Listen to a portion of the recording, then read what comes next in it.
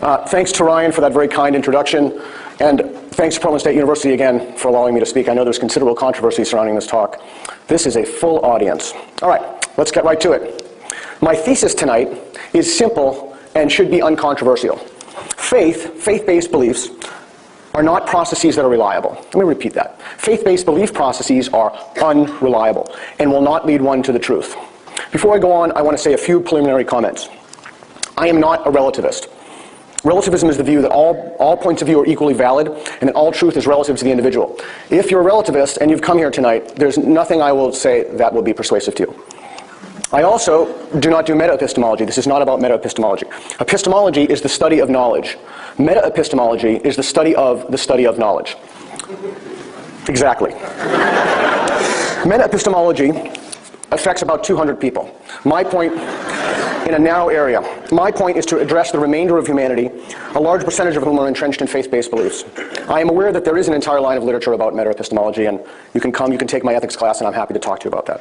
Okay, the only word that you really need to know tonight, it's a philosopher word, it's a $2 word, is epistemic. It means of or related to knowledge and knowing. Of or related to knowledge or knowing. And finally, I want to say one other thing that perhaps may be a little surprising. I am completely willing to change my mind about anything in this talk, provided there's sufficient evidence to do so.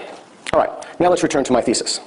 Faith-based processes are unreliable. Faith-based processes are unreliable. What do I mean by unreliable? I mean that they will decrease the likelihood that one will have true beliefs. They will decrease the likelihood that one will have true beliefs. I'm going to demonstrate this tonight by talking about various methods of reasoning. Okay, so let's think about this. Are there ways of solving problems? Are some ways of solving problems better than other ways of solving problems? Are some ways of solving problems better than other ways of solving problems? What do I mean by better? I mean that they will increase the likelihood that one will come to true beliefs.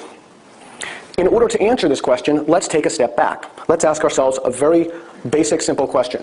Are there worse ways of reasoning? Are there worse ways of trying to figure out solutions to problems? Let's take a very, very simple example. The measurements of my bathroom door. For those of you who have come to my house, you can verify this. My bathroom door has a massive hole in it. I have no idea how the hole got there. I've always wanted to know, but it has a hole in it, and I've lived there for about 2 years. It truly is on my to-do list. Okay, so I need to figure out the measurements of the door, so that I can get a replacement door that will fit in the frame of the door. Pretty straightforward problem, pretty clear. Are there worse ways to figure out what the measurements of my door are? Yeah. Well, here's one. Ask my dog. Really? 2, divination. I'm going to take sticks, I'm going to scoop up some sticks from my backyard, I'm going to throw them up in the air, I'm going to see where they land, and I'm going to divine the answer from the sticks. It's a worse way of reasoning. Worst way of reasoning number 3. I'm going to figure out the measurements of my door are sacrifice a goat. Okay. Worked for the Aztecs. All right. Do people use worse ways of reasoning for themselves? Yeah, all the time. People use worse ways of conceptualizing and thinking through problems all the time. Here's one example of a worse way of thinking or a worse way of reasoning. People do this for themselves, and they also do this for their loved ones. This is an actual book. Okay. How do we know that astrology is unreliable? Well, the answer to this is the same for virtually every slide. We look at the evidence. You want to figure something out, you look at the evidence. Here's one piece of evidence. Sharon Carlson's A Double-Blind Test of Astrology was published in Nature in 1985.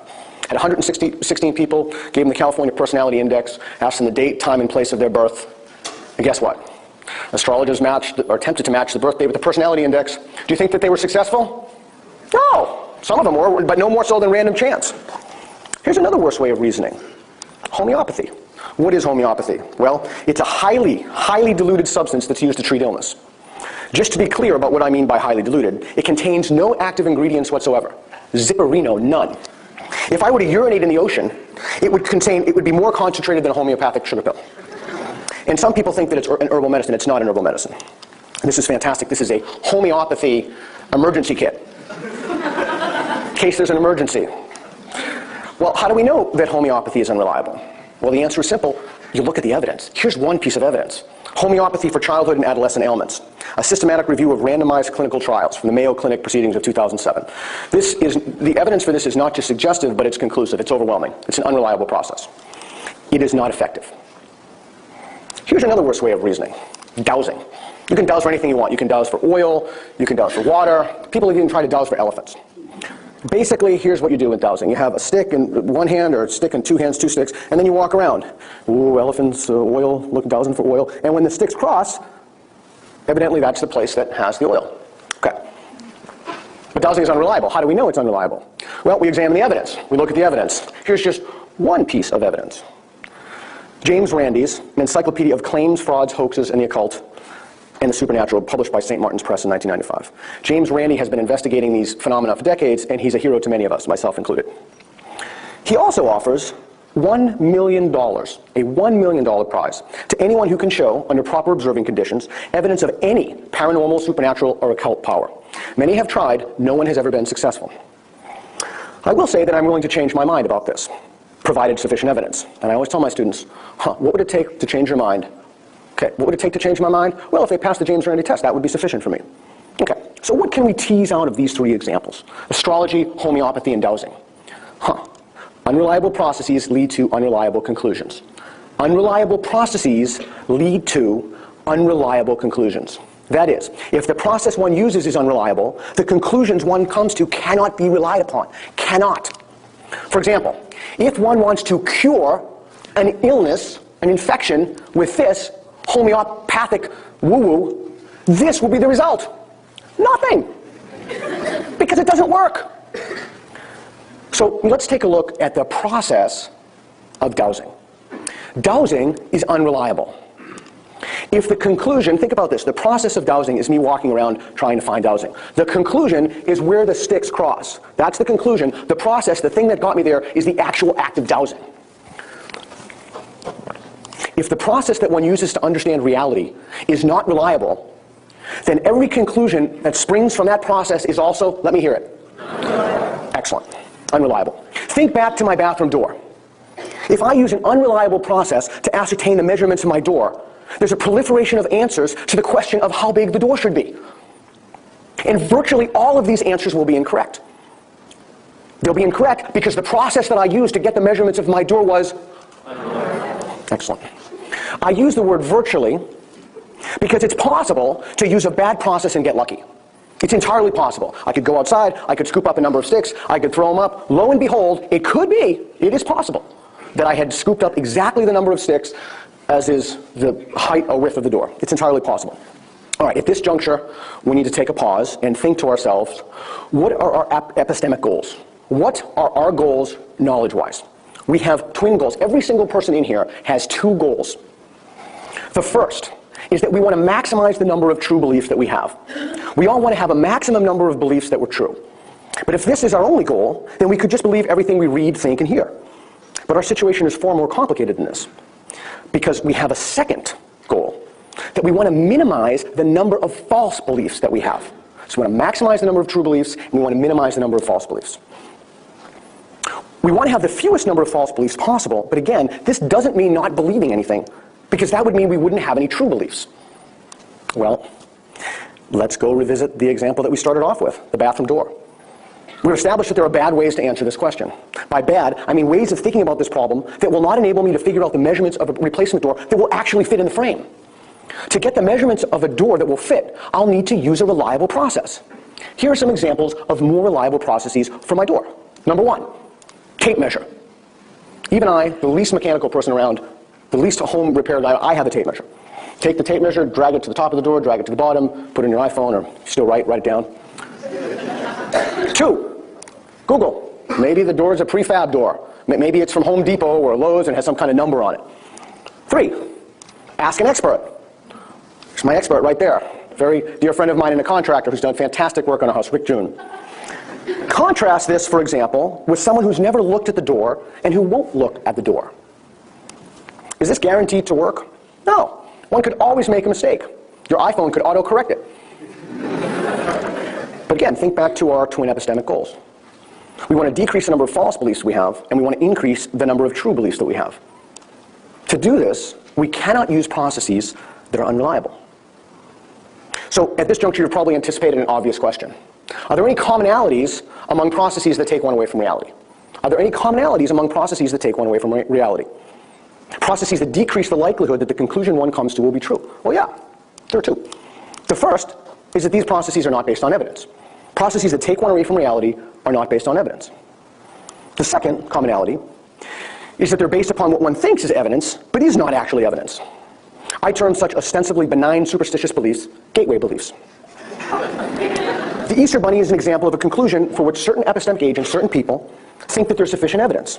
In a paper currently under peer review, I argue that starting out with seemingly inconsequential beliefs for which one lacks sufficient evidence may lay the framework for one to cognitively habituate oneself to lending one's belief to other propositions or other things which one also thinks that there's sufficient evidence, when no such evidence exists. Now we have finally set the groundwork to talk about faith. What is faith? Well, faith is belief without evidence. If one had evidence, one wouldn't need faith. Usually one refers to this as particularly salient with matters of divine importance, matters of supreme importance. Faith is unreliable. Faith is an unreliable process. It will not point one in the direction of the truth. To demonstrate this, I will make several factual statements. And I think that every single person in here will agree with what I'm going to say. 1. There are various faith traditions. There are different faith traditions. 2. People sincerely believe their faith tradition. It seems incredibly uncontroversial. People have sincere beliefs that their faith tradition is true. They accept as true those propositions in their faith tradition. 3. Competing claims. Faith traditions make competing claims. Here's one very simple example. Muslims believe that Muhammad was the last prophet. Mormons believe that Joseph Smith was a prophet. But let's look at the dates. The dates don't line up. And that's from Surah 33:40. They cannot both be true. It cannot both be the case that Muhammad is the last prophet and that Joseph Smith is a prophet. Someone born after him was a prophet. These things cannot all be true. It's possible, however, that they can all be false. In fact, almost all claims, or all of them, must be false. But I'm not just going to claim they're false tonight. I'm going to claim that they're delusions. What do I mean by a delusion? Delusions have 3 criteria. This is from Carl Jaspers, psychiatrist and philosopher. I'm going to spend a minute on these. Certainty, incorrigibility, and implausibility. Certainty. People are positive that it's true. Incorrigibility, an ability to revise a belief. And the more of this literature that I look into, I'm beginning to think that this is absolutely the most important of the 3. And implausibility, bizarreness. Is the belief bizarre?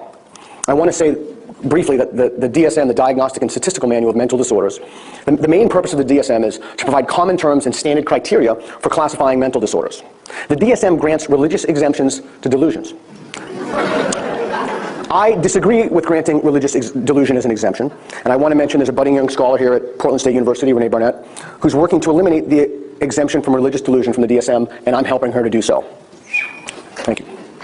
That said, if a belief, regardless of the content, meets the 3 criteria, we are forced to conclude that a tremendous number of people are delusional. There's no other conclusion one can draw from the premises I've just outlined. And because the belief is shared doesn't make it any less delusional. If everyone believes there's an alien in the courtyard, and then they convince Sue that there's an alien in the courtyard, that doesn't increase the likelihood that there's an actual alien in the courtyard. Each additional person who shares the belief that there's an alien in the courtyard does not make the belief more likely to be true. But one of the things that's interesting about this is that this doesn't deter people. It doesn't deter them from coming to understand that they're delusional. In fact, not at all. They'll always claim others are delusional. He's delusional. All those people over there, they're delusional. Not me. I am definitely not delusional. My beliefs are in perfect alignment with reality. Okay. There are 3 core reasons for why one believes one's faith tradition is true. Now, I've been teaching, I've taught over 33,000 people for 22 years. I take this both from my experience and from the literature. Reason number 1. Miracles. We're going to examine a few miracles. Catholics believe that the communion wafer, this is official church doctrine, is the literal, physical body of Christ. It's called the doctrine of transubstantiation. I actually heard Ryan mention it in the intro. This is the physical body of Christ that gets transformed from the wafer into flesh that they then eat. Okay, let's take a look at another one. Speaking in tongues. Pentecostals believe that they can speak in tongues. They get this notion from 1 Corinthians 12. l'Evangelo, non te lo consente, la consigliamo. Me Vangelo, concinta, me Vangelo, la facci comangiare, me Vangelo, me Vangelo, Vangelo. Yep. It's amazing. They always sound like Italian. It sounds like Italian. Faith healing is another one. Christian scientists participate in this. The basic idea of faith healing is that through your love of Jesus Christ, someone will come and lay hands on you, and then whatever incurable illness that you have will vaporize, or who knows, I never understood it. Okay, so let's take a look back at the three things that we discussed before. Certainty, incorrigibility, and implausibility. Does one hold this belief with certainty? Well, I don't know. I have no idea. You'd have to ask somebody. You'd have to ask someone, are you certain that this transforms from a wafer into a physical body? Yes, I am certain. Okay, cha-ching. Incorrigibility. Are you willing to revise your belief? Are you willing to revise that belief? And again, this is a case-by-case basis. I certainly can't say overall, but in my experience, most people to this, they would say no. Implausibility or bizarreness. Is it bizarre that someone believes that they can make utterances in a dead language that they have had no exposure to? Cha-ching. These are all testable claims. They're testable. We can use the tools of science to figure these things out. Spoiler alert, false. They've all been shown to be false. Once one makes a judgment of a supernatural phenomena, those things in the phenomenal, in this world, they leave a footprint that then open us up to use the tools of science and reason to look at these things. They're testable and measurable. Let's take a look at a Catholic belief. Intercessory prayer. That's the idea of one person can pray for another person and then somehow the act of praying will heal the person. Well, we've actually tested that. The largest study ever, the Harvard Prayer Study in 2006, tested that. They looked at 1,802 bypass surgery patients. They found that prayer had no effect on recovery from surgery. Prayer is not effective. It is interesting that so few people have heard of this study. It's not received even anywhere near the publicity that it should have received. But what about speaking in tongues? What about speaking in tongues? Well, it's language-like, but it's not a language. Nichols, who has decades of experience investigating these sorts of claims, he's a senior research fellow for the Committee of Skeptical Inquiry. He wrote a great little piece that you should read, Looking for a Miracle, Weeping Icons, Relics, Stigmata, Visions, and Healing Cures. Speaking in tongues is gibberish. It's nonsense. But here's what I find really interesting about this whole thing. All of these things are delusions. They're all delusions. Each person views the other person's faith belief as a delusion. The Pentecostal, who believes she can speak in tongues, views the Catholic's belief that a wafer is literally transformed into the physical body of Christ as a delusion, and vice versa. Or the idea that Muhammad rode to heaven on a winged horse. That's in Surah 17:1. If one belongs to a faith tradition, one can and should scrutinize one's faith with the same tools of reason and by the same standards used to evaluate and reject other faiths. But people don't. Why would one not see one's faith delusions as delusions? You can easily see other faiths as delusions. There are many reasons for this. We can take a look at cognitive neurosciences, psychology, philosophy. All right, but we'll pause and move to the second reason people have for claiming that their faith tradition is true. Conviction. Conviction. But conviction is evidence of nothing but conviction. Conviction is evidence of nothing but conviction. One's unshakable belief that one can see Christ or Zeus or the Emperor of Japan working in one's life is not evidence that the belief is true.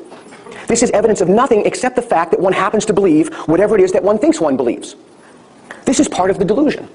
One's conviction is evidence of the strength of the delusion and not evidence for the truth of the delusion.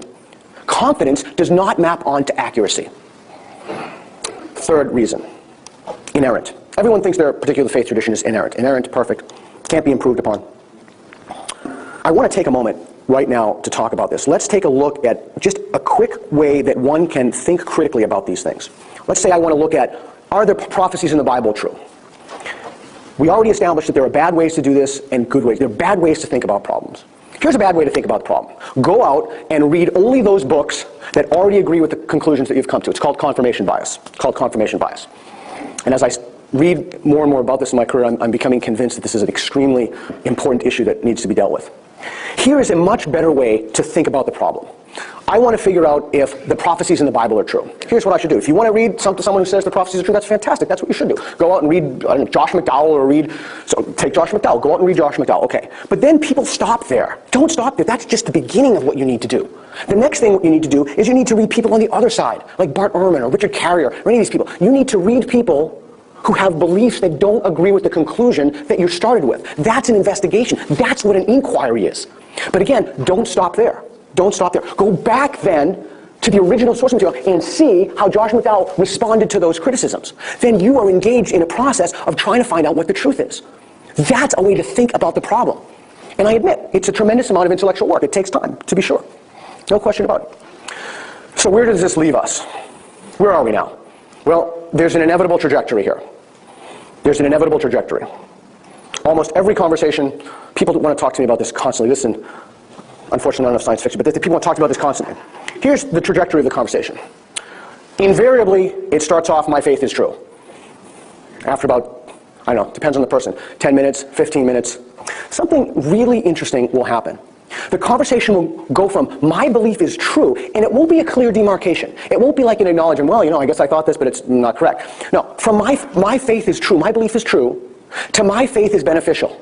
Well, my Uncle George plays poker with the guys at church, and he likes it, or this is the inevitable trajectory of every single conversation, period.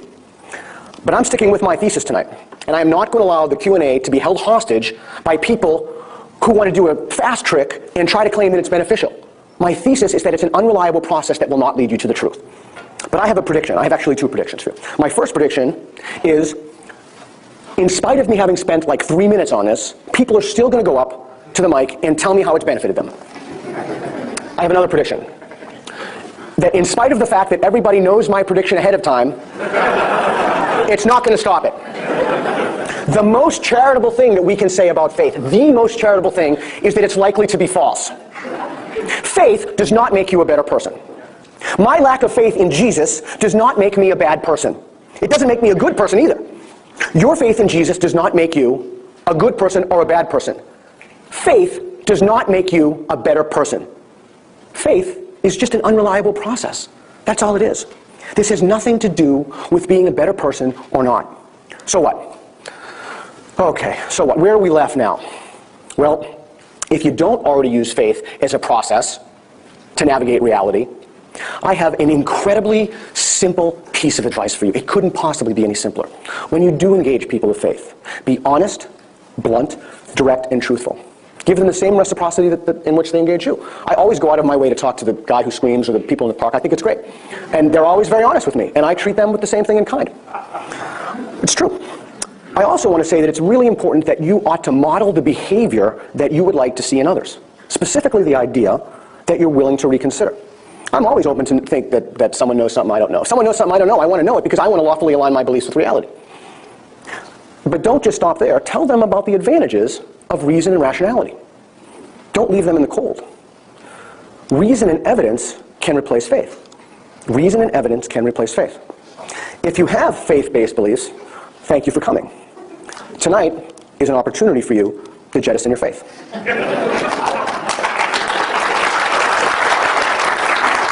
You can do that right here, right now. You can say no to faith. Whether it's something as simple as my bathroom door, or it's larger questions of ultimate concern. You can use a process that will increase the likelihood that you'll come to truth, that you'll have true beliefs. It's a process. Nobody's mad at you. Nobody's upset that you used a process to know reality that isn't reliable. It's not a matter of shame or blame. It's a matter of lawfully aligning your beliefs with reality by using a process that will take you there. Here's your first step. I mean, first step on the journey tonight to leave your faith right here tonight. The first thing you need to do is to admit that there are things that you don't know.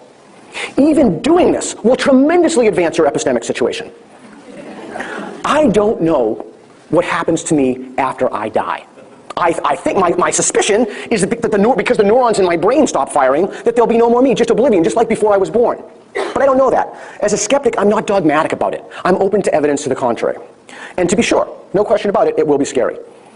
No question about it. But there are community resources to help you. There are. There are. Nobody's left alone. There's the Free Thinkers of Portland State University who put on this talk. There are meetups. My friend Bernie is here. I saw him tonight.